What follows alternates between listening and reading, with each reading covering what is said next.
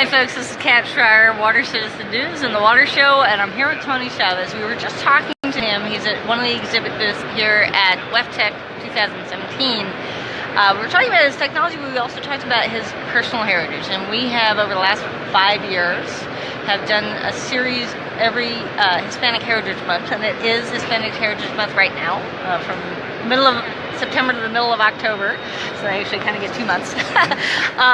And just asking folks about their personal history, their family history, how they came to this country, and what the tie-in with water is. So I'm going to let Tony take it from here. Okay, sure. So I am actually a first generation. I was born in the United States. My father was born in central Mexico. Immigrated to California, Los Angeles in 1951. At the age of 6 years old, he lived with my great aunt and uncle in East Los Angeles. He went to Loyola Marymount, graduated with a Bachelor of Science degree in engineering, went to the University of Cincinnati and completed his nuclear engineering degree, and went on to start up what is a now defunct nuclear power plant called San Onofre in Southern California. My father was the startup engineer for Units 1 and 2 back in 1976 and 77. So I have a tremendous amount of pride in the power generation utility as well as water. I am here today because I followed in my father's footsteps. I wanted to become an engineer, I guess a business owner, if you will, of a company that provides services for the water industry, specifically wastewater. What was your motivation? Why motivation was I grew up in, again, the power generation industry, so all of my jobs growing up were working at refineries, working at power plants, working in nuclear facilities, and I took a liking to what I saw as a progressive movement towards making this world better. We're basically engineering a future, and I took that to heart. I thought that it was incredibly important for individuals to basically put their best effort into making this world a better place to live in, engineering a better future.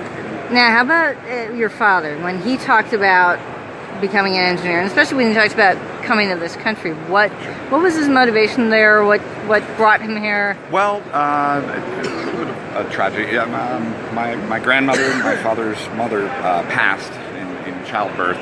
So when he was 6 years old, his father, my grandfather, thought it prudent to basically send my father to California. At that time in Mexico, there wasn't a lot of opportunity, if you will. And my father is very intelligent. My grandfather is a very intelligent individual who saw a better future for my father. What did your grandfather do in Mexico? He was a construction engineer, so he built cities, basically. He built buildings. So three generations of engineers. Generations of engineers. Yeah, that's what we like to do. We like to build, we like to see progress, and we like to engineer a better future. Nice. Have you worked with any Mexican companies? Has there been any advantage in sort of cross-fertilization? We've actually developed an office in central Mexico. So let's fast forward 30 years. My father and I went back to his hometown where we still have family. We have a large family that still lives there. And we set up an office. We basically took what we do here in North America, or in the United States, and put that exact same business model in central Mexico. So we now have an office in Torreon, Coahuila, that my uncle Gerardo Chavez operates. Very nice. Does your father work with your company now?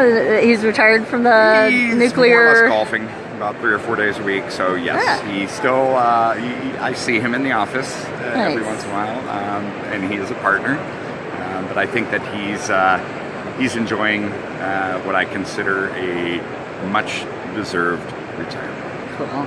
Now, we have done a lot of work at Water Citizen on innovation clusters, and especially, as I mentioned, one of our first videos in our Hispanic Water Leaders series was with Sally Gutierrez, who was the head of the EPA Drinking Water Lab and stepped down so that she could help start this phenomenon supporting the phenomena of water clusters. The EPA kind of brings them together and whatnot. Okay. And into seeing what all the water clusters, each one has their own flavor, and this one's maritime, and this one's food, and this one's, whatever. And we asked her at the time about what she was seeing in terms of Hispanic waterpreneurs. What are you seeing as a Hispanic waterpreneur, as someone who has started a company in water technology who is Hispanic? What are you seeing in terms of the number of Hispanics who are starting their own companies and the support for them? Well, living in Southern California, I actually experience quite a bit of Hispanic-run companies that are emerging in the market. And what I see is progress. I see that there's a fundamental understanding of the necessity to fix a large amount of problems that we currently have, primarily in the infrastructure. This nation, obviously being several hundred years old, we've developed an infrastructure that is now burdened. We really have to be conscious of where we're going.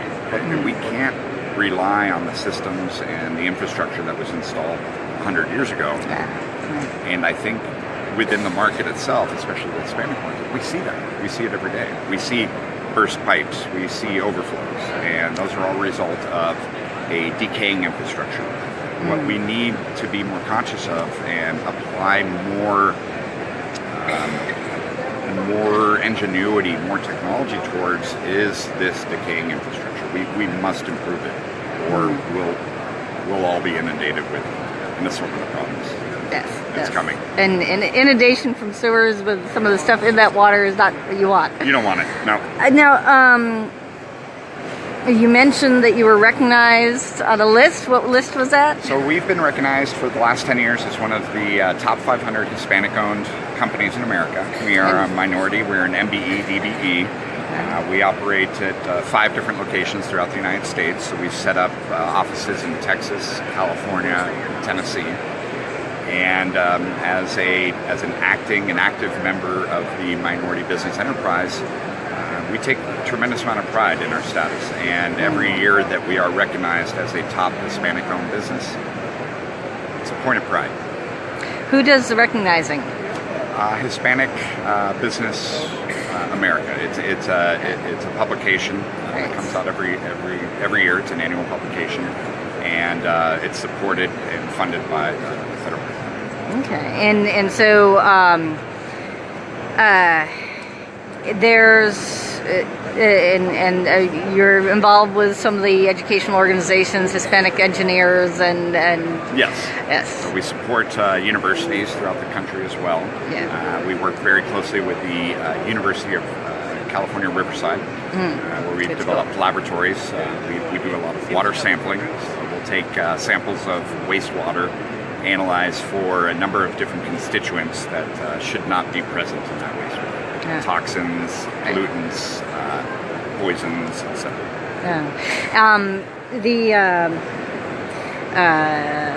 Where was I going with that? So how much of it is sort of Hispanic to Hispanic audiences, Hispanic media, Hispanic business organizations versus recognition in the mainstream population?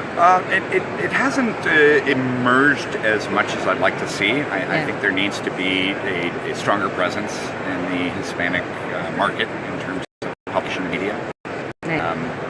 I don't know if it's a difference between entertainment and technology and business, but right now I haven't seen a lot of it. I'd like to see more of it. I really would. We do watertainment, so that is one way to raise awareness. Watertainment. But so as far as things like these water innovation clusters, yes. Are you seeing a lot of Hispanic companies being brought in and getting angels and incubators and accelerators? I have seen a progressive movement on that side, especially in South America. It shows increase people coming from Peru, from Brazil, from Central American countries. So, But like you're in Santa Ana, right? Yes. So do you do anything with Sustain OC, the water cluster in Orange County? we work we work hand in hand with the Orange County Sanitation District. Okay. So we haven't really worked with any focus groups as of yet. Right. The water The tank cluster. makers, the clusters. Well, these are the technology clusters, the Sure, ones that sure. are there to support startups like yourselves. We Right. would welcome the opportunity. We just Awesome. haven't been introduced yet. Good.